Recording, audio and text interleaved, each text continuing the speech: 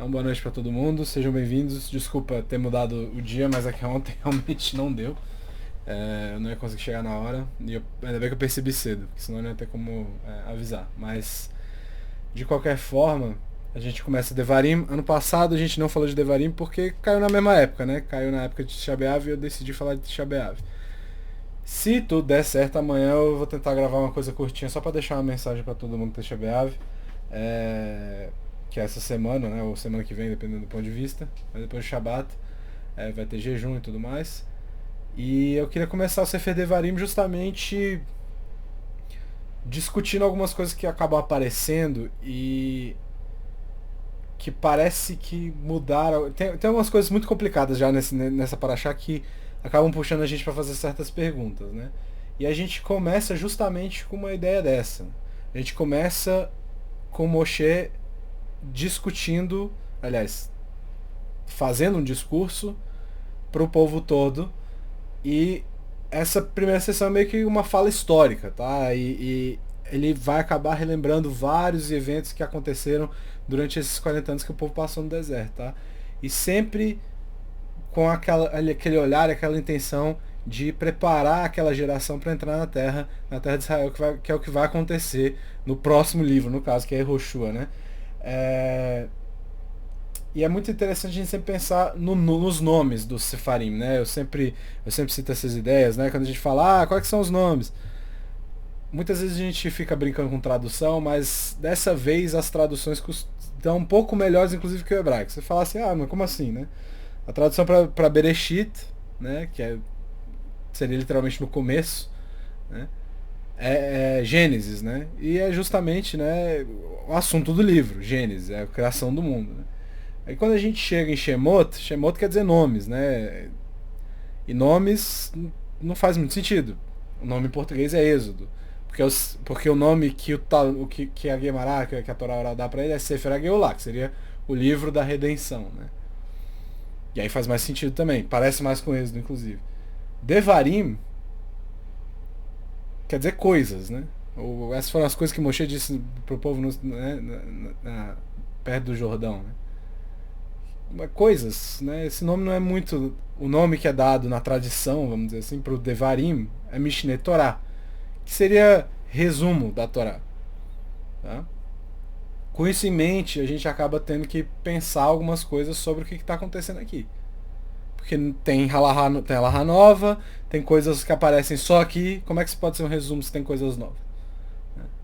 Então essa que é a grande questão. Quando a gente compara, inclusive, a versão que é contada por Moshe, agora, nessa parte que eu acabei de falar, é uma fala histórica, né? Ele vai fazer uma espécie de uma revisão.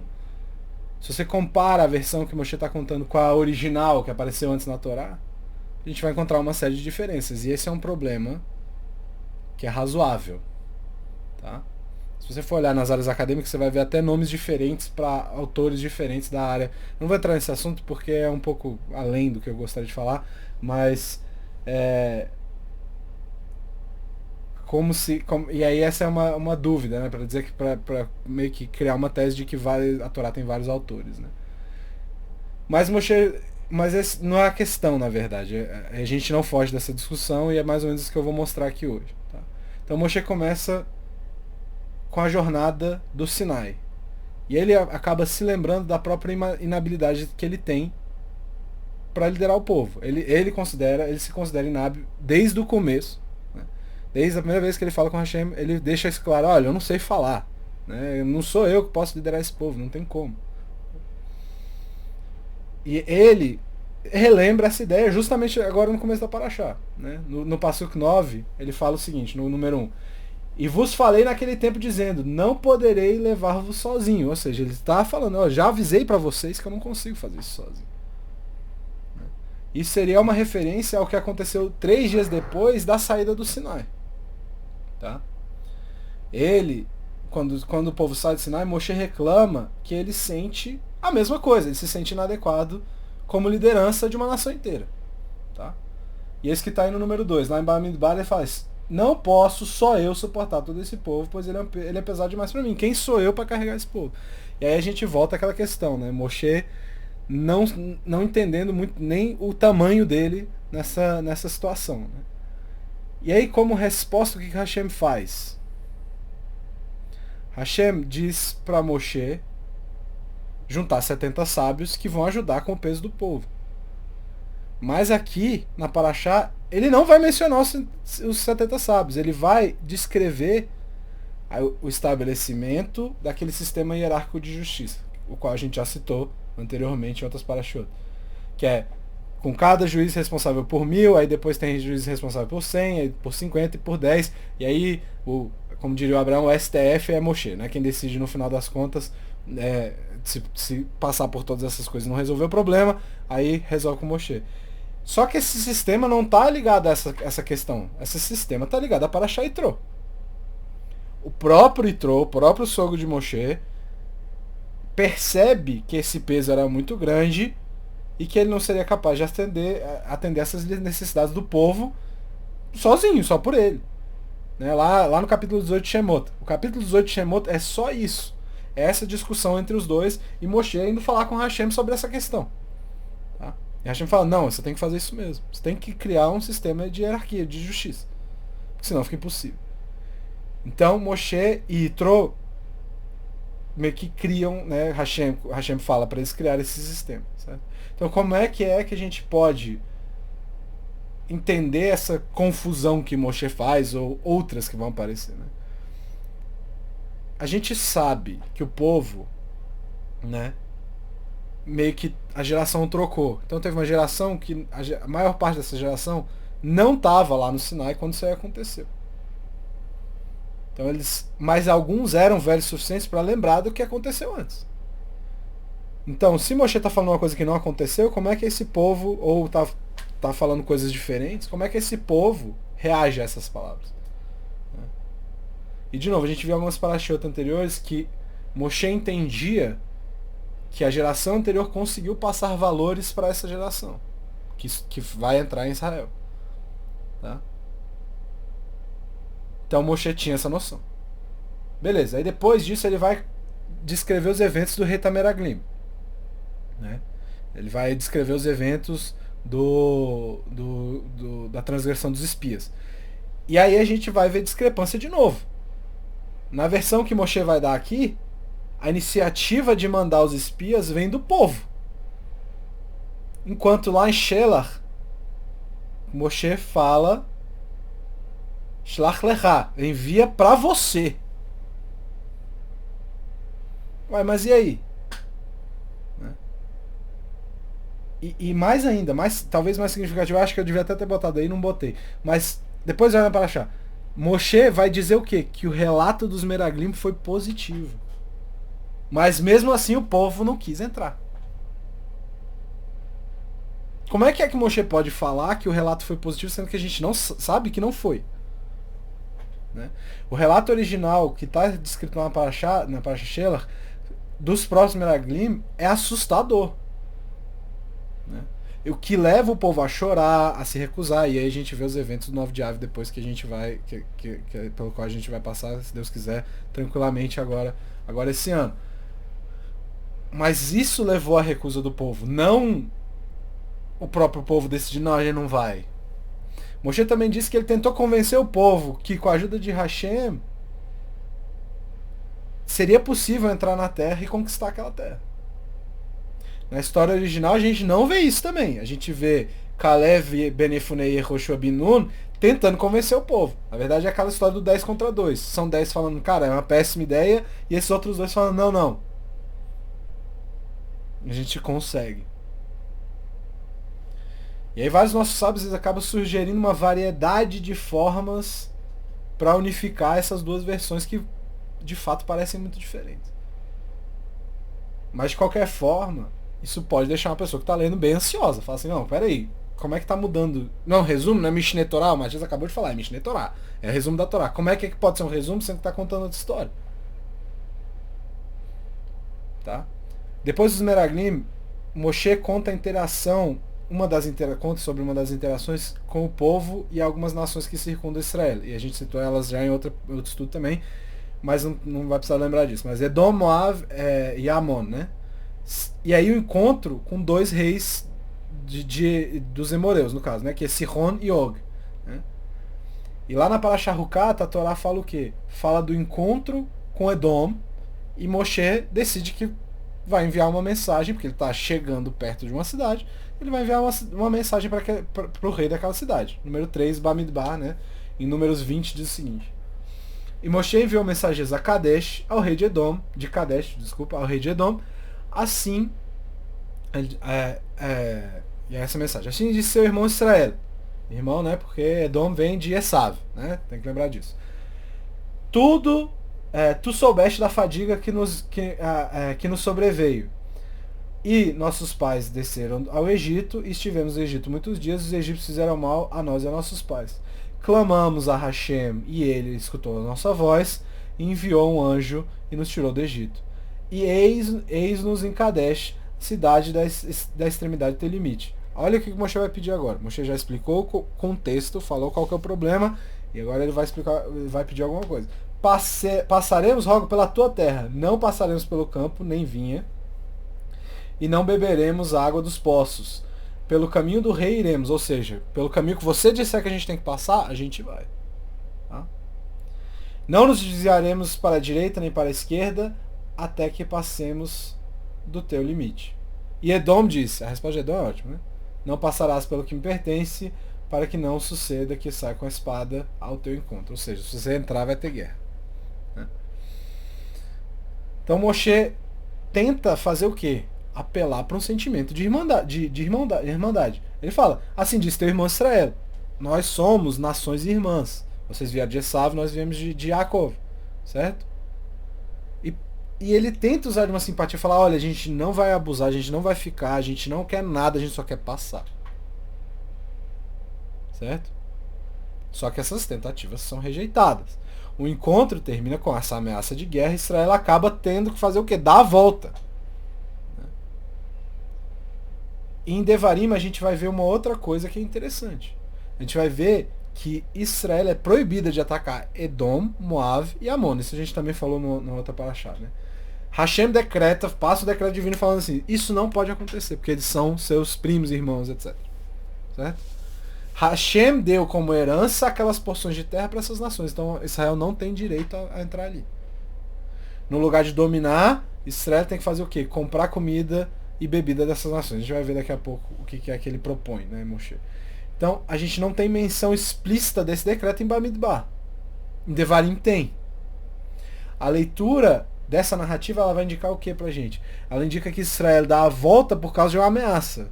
Em Devarim, a gente não vê essa ameaça, e na verdade Moshe fala da mensagem que ele vai enviar para Sihon, tá? Número 4. Deixa-me passar pela tua terra, pela estrada irei, e não me distanciarei à direita e nem à esquerda. Quase o mesmo, né? Quase o mesmo jeito de falar. Comida me venderás por dinheiro e comerei, água me darás por dinheiro e beberei, somente passarei com o que é meu. Assim como fizeram por mim os filhos de Esav, que habitam em Seir. Ué, mas eles não fizeram isso. E os moabitas que habitaram em Ar. Calma. Como assim? Até que passe o Yarden para ir à terra de Hashem, nosso Deus está nos dando. Então a impressão que dá é que Edom aceitou o pedido. E não foi isso que aconteceu. Mas a diferença entre esse e os exemplos anteriores é que nesse caso a gente está lidando com uma coisa que aconteceu há alguns meses antes de Moshe começar a falar aqui. Ou seja, todo mundo sabe o que aconteceu. Todo mundo sabe das diferenças. O que eles passaram e como que Moshe pode contar essa história meio distorcida desse jeito.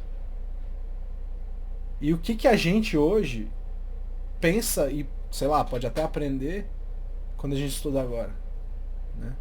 O fato é que essas imprecisões são tão constantes que acabam direcionando a gente para uma solução. Essas distorções, vamos dizer assim, elas parecem se encaixar num certo padrão. E elas não podem ser vistas como lápis de memória ou como outra pessoa tendo escrito. Por parte de Moshe, por exemplo. Lápis de memória por parte de Moshe. Mas elas são como se fossem derivações intencionais. Tá? É uma mudança de discurso intencional. Aí você fala assim, tá, mas ele podia fazer isso? Vamos manter isso em mente e vamos seguir adiante. Agora vem uma questão muito complexa, tá? Na Gemara e Megillah, na Megillah 31b, tem uma passagem que é bem complicada. Tá? Diz o seguinte, número 5. Não se faz pausas enquanto é feita a leitura das maldições. Como isso é possível? Foi ensinado na Baraita. Quando um começa, ele deve começar com o passuco anterior, quando termina, deve finalizar com o passuco seguinte. Isso a Gemara está basicamente explicando que a gente, quando vai ler as maldições que estão presentes em Sefer Vaikra, você não pode pará-la no meio. Como se fosse... A pessoa que vai pegar aquela aliá, ela não pode pegar só a maldição. Ela vai pegar um pouco que vem antes e um pouco que vem depois.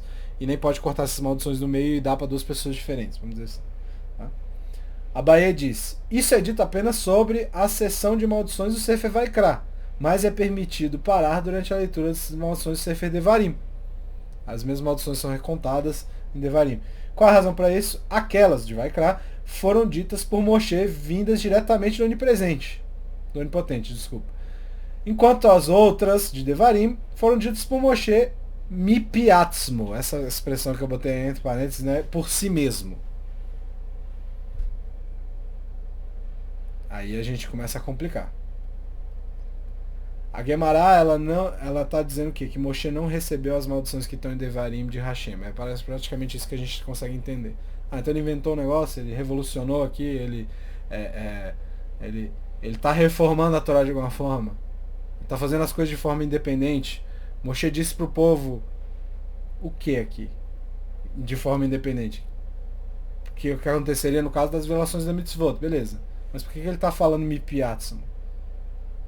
Tosafot comenta uma coisa e adiciona a ideia de que as maldições, na verdade, são baseadas em Ruach HaKodesh. De qualquer forma, existe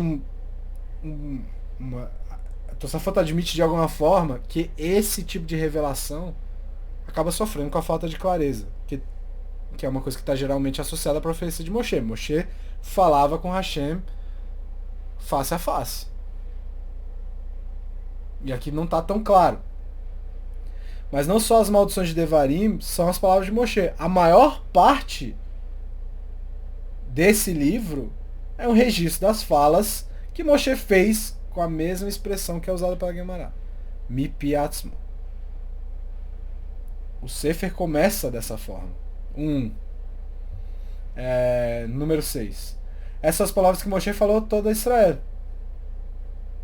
Do deserto além do Yarden, na planície não interessa, o resto não interessa. Essas palavras de Moshe, é isso que está dizendo. E essa declaração ela tem que ser considerada à luz de uma coisa muito, muito importante dentro do judaísmo.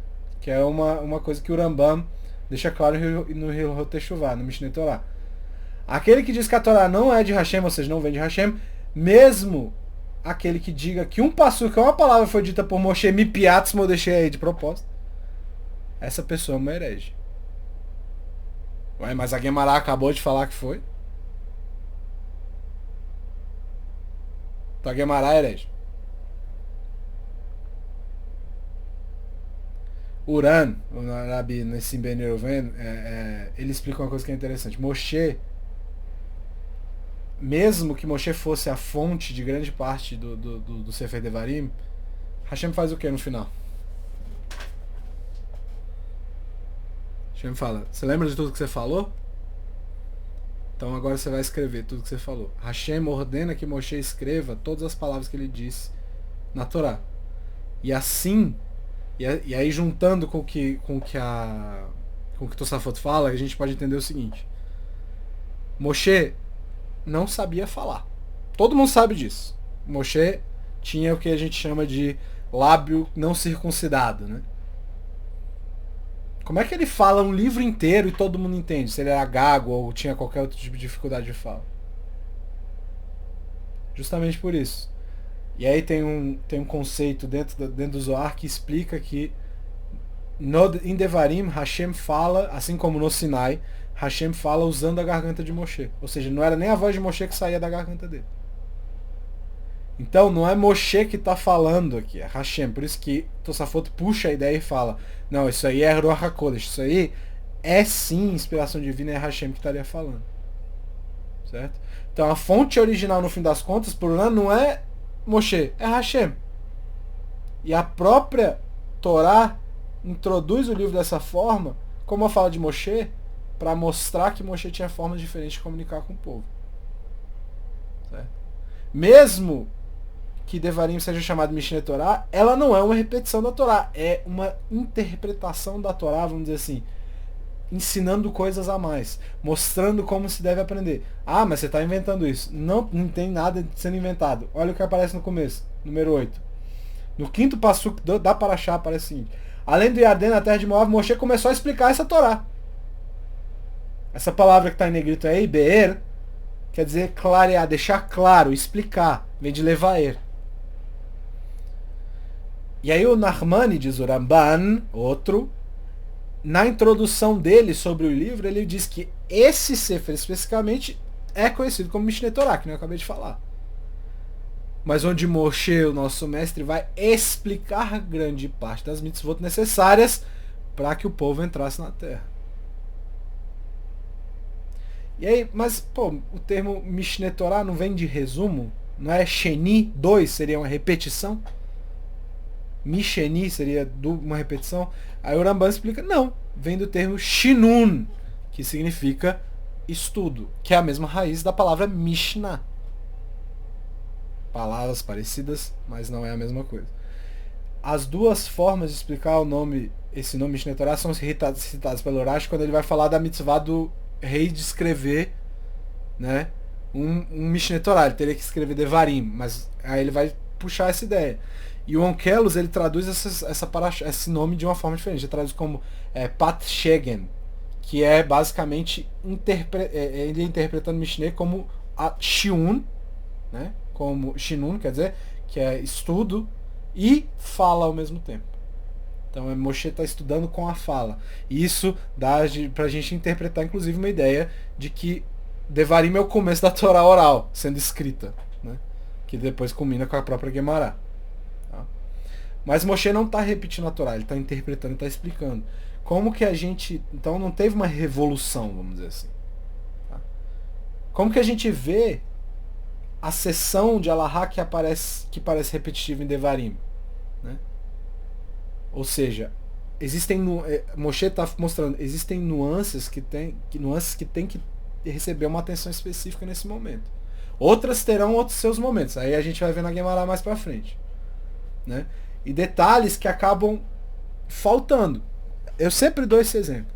Tefilim. Hashem fala, você vai botar tefilim no teu braço e entre teus olhos. O que é isso? Lugar nenhum na Torá fala. Então, a partir disso, a gente vê o que Moshe está tentando explicar, ou queria explicar. Talvez essas diferenças, inclusive, apontem pra gente para a intenção de Moshe nessa explicação específica do começo da Parashá. Tá? Qual era a intenção, então, quando ele reconta esses casos no deserto? Ele só está querendo ensinar a história? O povo sabe a história. Quando a gente lê sobre a versão de Moshe, conta esses eventos, a gente espera só isso? Os fatos? Só o que aconteceu? Ou a gente espera outra coisa? Qual que é o grande apelido de Moshe? É Moshe Rabbeinu. Nosso mestre, nosso professor. Se você está falando com o seu grande professor, você espera que ele só te conte os fatos ou que ele tente te ensinar alguma coisa a partir desses fatos? O relato sobre esses eventos passados tem uma mensagem espiritual para o futuro também. Porque principalmente a gente que está aqui, a gente já leu. E foi muito fácil para mim, que sou um cara altamente limitado, apontar essas incongruências que eu acabei de apontar. Tá? Talvez tenha sido, inclusive, da mesma forma que Israel reage a essas incoerências. Né? Qual é a mensagem que está no meio dessa tensão que foi criada entre o original e o que está sendo dito agora? Uma mudança pequena já seria notada. Imagina uma grande, como algumas que eu já citei. Né? Eles também estudavam lá. E quando você muda a visão desses fatos históricos, Moshe, na verdade, está tentando destacar um outro entendimento. Talvez um conhecimento um pouco mais profundo. O que a gente pode aprender do fato de Moshe ter retirado ou importado os juízes da Parashá Yitro para aquele começo da jornada. O que a gente pode aprender com isso? Talvez Moshe esteja tentando dizer que todo mundo tem que ter um sistema judicial para que a gente possa ter paz na Terra Prometida. E, se Deus quiser, a gente entra nesse detalhe em Shofetim, se eu não mudar de ideia até lá, né, para achar Shofetim. Mas o grande ponto aqui, que não vai dar para explicar todos eles hoje, né, mas o grande ponto é que eu queria citar os Meraglim. Tá? Moshe colocou o povo no centro, quando ele fala os Meraglim. Ele fala, vocês não quiseram. O relato foi positivo, vocês não quiseram. E outra, segundo o próprio Moshe, eles que pediram para os Meraglim irem para lá. Em contraste com aquilo que aconteceu com Shelach, que eu falei. Hashem diz que se ele quisesse, Shelach lá, manda para ti, ele envia os espíritos. Moshe também vai sugerir que o povo se recusa a ir adiante, porque, mesmo tendo ouvido um bom relato, que nem eu acabei de falar. Mas em Bamidbar a gente viu o quê? Os Meraglim tentando ativamente criar essa ideia de derrotismo com o que eles falam. Com o report deles, né? Mas os Meraglim já foram punidos. E já passaram mais de 38 anos. E aí? O que Moshe está falando pro povo? Moshe está falando pro povo algo que vai preparar essa galera para entrar na Terra. Então ele tem que garantir que a falha não vai acontecer de novo. Então o foco aqui é outro. E é, claro, o povo que se desesperou, não os Meraglim. Esses já foram. Eles não são mais os focos porque não tem mais eles. Ainda tem povo. E acaba sendo no mínimo interessante observar Moshe nesse recontro, vamos dizer assim. Né? Alguns meses atrás, o que aconteceu? As tribos de Gad e Reuven e metade da tribo de Menashe pede para ficar com aquelas porções de terra que está ao leste do Iordão. Eles não querem entrar na terra de Israel. E Moshe usa os Meraglim, inclusive, para advertir para que eles não repitam o erro. Né? Está lá no capítulo 32 de Bamidbar. Tá? Eu não botei aí porque senão vai ficar muito longa aqui a nossa discussão. Mas tá lá. Tá? Então fica mais claro ainda que o foco de Moshe é uma educação do povo. Moshe era bem.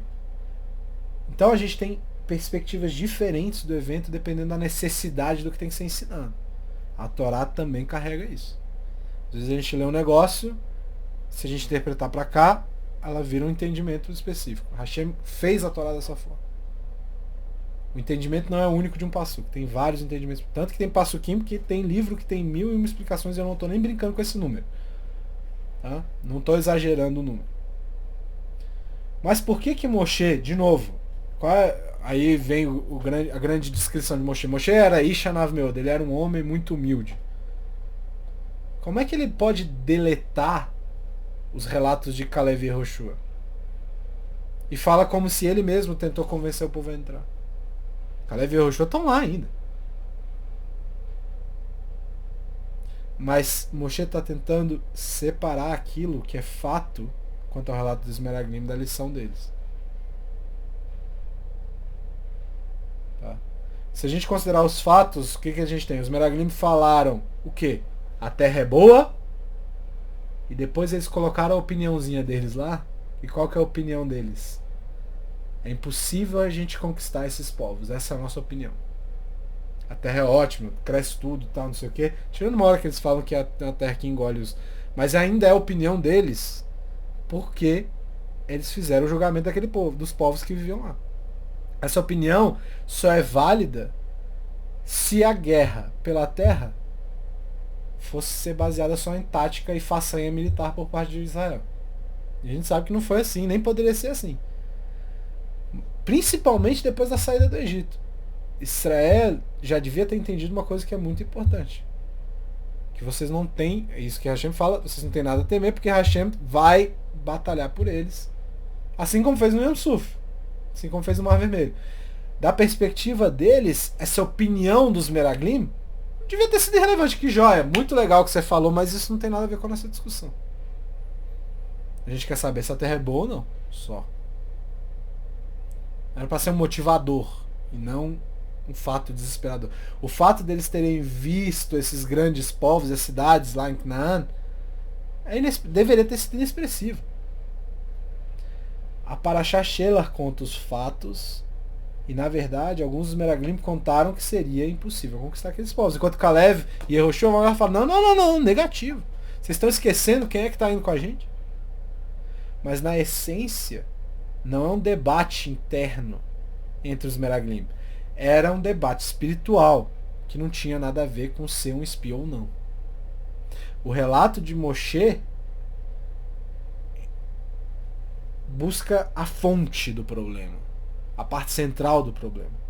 Israel ainda não acreditava que Hashem lutaria por eles. Faltava confiança, faltava até emuná, faltava bitarron, faltava segurança que Hashem faria isso. E Moshe deixa claro que eles têm que acreditar nisso. E ele usa o Kriyat Yam Suf, né? Que Hashem decreta que vai lutar por eles, lá em Shemot, no capítulo 14. E foi nesse momento que Hashem presencia a vitória o povo presencia a vitória que Hashem dá. E aí tem aquela frase célebre, né, no mesmo capítulo 14, que e eles acreditaram em Hashem e no seu servo Moshe. Então, em resposta a esse medo do povo, Moshe coloca essa declaração aqui, que também é dada no meio do Yom Suf. Número 9. No 1:30 diz o seguinte, Devarim 1:30. Hashem, vosso Deus, que anda diante de vós, ele mesmo lutará por vós. Como tudo que fez por vós no Egito perante seus olhos. Vocês viram isso. Não é mais essa geração, mas os seus pais viram isso. E foi por vocês. E alguns deles viram também. A Parashá termina com Moshe contando sobre a interação do povo com essas nações locais. Como a gente viu lá em Bamidbar, confronto com Edom, termina com aquela recusa por parte de Edom, impedindo que Israel passe pelas terras. Né? Que a gente falou lá no número 3, no finalzinho ali. E Edom, você não passará pelo aquilo que não te pertence, pelo aquilo que me pertence, para que não se suceda, né? Mas no relato de Moshe a gente vê uma coisa diferente. Uma relação comercial cordial entre os dois povos. Não, você deixa eu passar. Né, eles deixaram a gente passar. Igual no número 4. E aí, beleza, essa mudança ensina o que pra gente? Moshe contou uma lorota? Vamos começar com uma pergunta mais básica aqui antes de responder essa. Qual era a intenção de Moshe com o relato em si? De acordo com Narmandes, no capítulo 2, Edom, Amon e Moab receberam as porções como parte da terra prometida a Abraham. Tá? E essa seria a fonte desse decreto divino que proíbe Israel de conquistar aquelas terras, porque não foram essas terras que foram prometidas para Israel. Mais ainda, Moshe coloca uma ênfase no fato de que Edom, Amon e Moab conquistaram as terras deles de gigantes também. Porque eles não eram gigantes, os gigantes eram outros povos. E de acordo com Narmandes, isso quer dizer que eles também conquistariam as terras a partir de milagres. Ou seja, eles entraram aqui e eles entraram do mesmo jeito que a gente vai entrar. E eles conseguiram. Tá? Aí no número 10 diz o seguinte. Um povo grande e alto, filhos de gigantes, a quem tu conheces e de quem tu tens ouvido dizer. Quem poderá resistir diante dos filhos de gigantes? É isso que o Moshe está falando. Vocês não estão dizendo que não tem como vencer eles, mas esses caras vão vencer. Hoje saberás que Hashem, teu Deus, é quem passa diante de ti com um fogo consumidor, e ele destruirá e os subjugará diante de ti, e os desterrará e os farás padecer depressa. Como Hashem te falou. E aí Moshe vai descrever as batalhas com Sihon e Og, uma quantidade de detalhes não muito comuns, é usada para reforçar essa ideia. E aí ele vai descrever, olha essa descrição no 11 aqui. Parece uma coisa muito estranha que ele vai falar aqui. Porque somente Og, o rei de Bashan, que restou dos Refaim. Eis aqui seu leito, um leito de ferro pesado. De certo, esse está em Rabat Amon. Teve 9 cúbitos de comprimento e 4 cúbitos de largura, segundo o cúbito daquele homem. E essa até... Cara, um cúbito é 45 centímetros. Então, por esse medida aí, Og tinha 4 metros de altura. Tá? E pelo menos 1,80 de largura. Ele era bem grande. E essa terra herdamos naquele tempo. Desde Aroer, que está junto ao rio Arnon, na metade do Monte Gilad, e as terras dos Reuvenitas e dos Gaditas. Então Moshe descreve essas batalhas e deixa muito claro que a situação é complexa. E aí Moshe fecha a Parashá de um jeito brilhante. Tá? Que é no número 12. Tá? Isso, número 12. E aí Yehoshua ordenou naquele tempo dizendo, no capítulo 3, 21, os teus olhos viram tudo que Hashem, vosso Deus, fez a esses dois reis, e assim assim Hashem fará a todos os reinos pelos quais passarás. Não os temais, porque Hashem, vosso Deus, é quem luta por vós. No Sefer Bamidbar, lá em Números, a Torá descreve o encontro de Edom como uma coisa que obriga Israel a fazer um desvio. Força o povo a dar uma volta. Então a gente tem essa ênfase na recusa de Edom. Mas em Devarim, Moshe está preparando o povo para a batalha pelo lugar. Pelo lugar que foi prometido por Hashem, por Israel. Assim, Moshe tem que ter certeza de que colocou o povo, de que Hashem colocou no povo a ideia de que Hashem luta por eles. Todo mundo tem que estar ciente disso.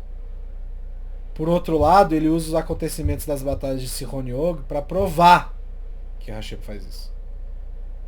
Além disso, ele vai citar Edom, Amon e Moav como pessoas que também receberam essa bênção. Povos que também receberam essa bênção. E eles teriam conquistado essas terras dos Refaim, dos gigantes, também por um milagre. E aí Moshe descreve a relação entre os povos de uma forma mais fraternal. Ele ignora aquelas tensões e foca na parte positiva.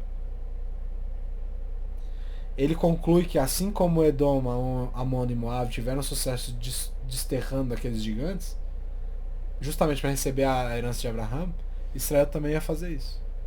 E no número 13 ele diz assim: e em Seir habitavam antes os Horeus. Os filhos de Esab andam desterrando e destruindo-os diante deles. E habitam em seu lugar, assim como Israel fará a terra de sua herança que Hashem lhes deu. A comparação aqui é idêntica, é a mesma coisa que ele está falando. É clara aqui a comparação. E com esse entendimento nas nossas cabeças, a apresentação de Moshe quanto aos Meraglim e a relação com as outras nações que estão em volta tem esse denominador comum. Nos dois casos, Moshe está tentando colocar na cabeça de cada um do povo essa convicção profunda, entender o que é Bitarron e o que é Emuná. É crucial para a conquista do domínio da terra, porque se eles não acreditarem, Hashem não vai fazer. Mesma coisa lá do Yam Suf. O povo começa a chorar porque estão lá entre o mar e a guerra, e Moshe vai falar com Hashem. Hashem fala o quê? O que você está falando comigo? Agora é vocês. Diga ao povo que marche. Até que, né, um começa a se afogar, Nachshon ben Aminadav. Quando ele tá para se afogar, o mar começa a abrir, porque ele acreditou, ele foi. O povo tem que estar ciente de que a vitória contra aquela galera que estava ocupando aquele espaço não é um resultado só de habilidade militar. Tem que entender que Hashem luta por Israel. E Moshe reconta as histórias de Israel no Midbar, descreve de uma forma que direciona a atenção àquelas pessoas que escutam para uma verdade básica. Ele está apresentando o episódio dos Meraglim de uma forma que acaba destacando esse ponto principal. Então ele mostra como esse ponto de que Hashem está lutando por eles foi um fator importante, inclusive na ambição das nações fraternas ou fraternais que recebem essas porções como herança de Abraham. E ele conclui com a batalha contra Sihon, e esse é o final da Parashá, e Og, com aquela mensagem que eu acabei de ler no 12. E aí Yehoshua ordenou naquele tempo dizendo: teus olhos viram tudo que Hashem, vosso Deus, fez aos dois reis, e assim Hashem farás a todos os reis aos quais passarás. Não os temais, porque Hashem, vosso Deus, é quem luta por vós. Se a gente não tiver isso em mente, dentro das nossas dificuldades, vai ficar muito complexo do mar abrir e de conquistar a terra. Isso vale pra gente até hoje. A Torá tá falando, não temas. Tem situações nas quais isso é quase impossível. Mas tenta dar o passo. Às vezes pode resolver o problema. Às vezes é só marchar. Às vezes essa marcha é complicada. Às vezes a marcha é dura. Não vai ser confortável. Que nem Nashon Ben Aminadav estava quase afogando. E às vezes a gente sente que está quase afogando, mas tem que dar mais um passo. A gente tem que observar os nossos ambientes, o que está ao nosso redor, e tentar entender que Hashem está lutando por nós. E que às vezes basta acreditar para a gente conquistar os nossos gigantes. Shabbat Shalom, pessoal. Obrigado e até semana que vem. Zach Baru.